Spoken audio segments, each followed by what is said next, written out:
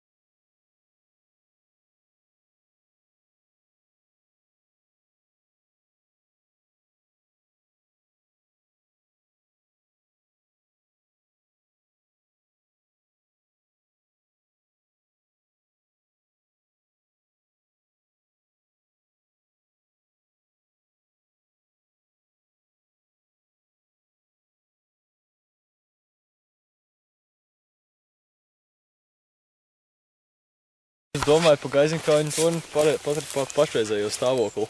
Viņš ir bīstams. Un vēl? Mēs šodien īstenībā to jau apspriedām. Kad, it kā, ja viņam pat varbūt būtu savādāk logi izkārtoti vai kā savādāk, viņš varbūt izskatītos kaut nedaudz. Globāli tur vajadzētu vienkārši viņu vai nu likvidēt un uztaisīt koka torni vienkārši. Jā, nu bija viņš ir bīstams, ļoti bīstams. Jā, internetā par to diezgan daudz rakstīts. Bija doma, ka jaunu torņa atjaunošana maksātu 60 000 latu, bet tomēr es domāju, ka izdevīgāk būtu viņu nojaukt un uzcelt jaunu, ko jūs pateikt. Jā, un kā jūs domājat, kāpēc viņš brūk kopā? Kas īsti varētu būt problēma konstrukcijā? Jā, man liekas, tur bija kaut kāda problēma tieši ar ķieģeļiem, kāpēc viņi tā kā sadalās. Slikts materiāli bija lietot vai kā varētu būt. Labi, un kā jūs domājat, piemēram, tīri ekonomiski vai arī ekoloģiski, kāds varētu ietekmēt jaunu torņu celtniecību? Es domāju, tieši ar to, ka iespējams varētu uztaisīt kaut kādu kafejnīciņu vai kaut ko tam līdzīgu netālu no turienes. Diezgan pabriesmīgi. Es domāju, tas ir absolūti nevajadzīgs. Un, cik es saprotu, šitam tornim apakšā pazemē jau ir kaut kādi entie metri, pamati. Un, piemēram, ja tur kaut ko lietēs un darīs, es nezinu, man liekas to, jo tur pat mašīnām neļauj braukt. Tieši tā iemesla, lai neplicinātos virsotni. Aha. Tā kā, ja tur brauks ar tehnikām, kaut ko spridzinās vai kaut ko darīs, tas ir diezgan... Bīstami, jā, apkārt. Aha, jā, jums te ir noliekta. Mēs gribējām jums uzdot jautājumu, piemēram, ko jūs domājat par to pašreizējo stāvokli? Viņš ir nojaucams tikai. Jā, kā jūs domājat? Jo viņš nav restaurējams, jo viņam visi tie saucamie 4 piloni, kas viņu balsta, visi jau ir sadrupi. Un nedalījušies no kopējā apakšējā pamata monolītā. Tā ir tā vaina, kāpēc viņi to kopā ir? Nē, nepareizi vienkārši būva konstrukcija viņam bija no paša sākuma, kad viņi būvēja, tur 82. gadā. Jā. Un kā jūs domājat, piemēram, ja celtu jaunu torni, tad būtu labāk, ja viņi celtu no kaut kādiem baļķiem vai tomēr tāpat? Es domāju, ne jau tik monolīti. Projektā jau bija jauna torni celt, tur bija atkal arhitektu savienībai tika kādi 3 gadu atpakaļ izstrādāts tur, kā saka, tāds projekts, tur iesniedzas 10 arhitektu biedrības savus tur skices, un tad tur uzvarēja viens, kur atzina, kur ir labāko. Bet atkal tika tāds, kad viņš ir kā iekšā dzelzs kāpnes un apšūts viss ar stiklu. Tas ir varīgi, manuprāt, nebūtu. Es nezinu, ko galvīgi toreiz domāju, jo kādā veidā viņi iedomājušies tie stikli ārpus tīrību. Ko tādā helikopterā, nezinu. Un kā jūs domājat, piemēram, ja torni jauc nost, kā no šajienes varētu dabūt tos visus grūšus ārā, jo viņš ir ļoti dziļi pamatos un tad sanāk, ka... Man tā ir tāda lieta, ko es vienmēr esmu atzīmis, ka viņš vispār nav jāņem prom. Viņam pareizi, viņam ir jāizrok, viņam blakus garens grāvis. Viņš ir pareizi tā kā skrunas lokators jānospridzina. Viņš sabirst tenī grāvī, ja to pašu zem apber. Uzved virsū melnzemies tāda zāle, viss. Un mēs vinējam ar to vienu lielu būtisku lietu. Kad ja mēs paceļam gaiziņu pa 7 metru augstāk, tad mēs esam augstākais kalns Baltijā. Mūnamveģis paliek kā otrais. Ļoti.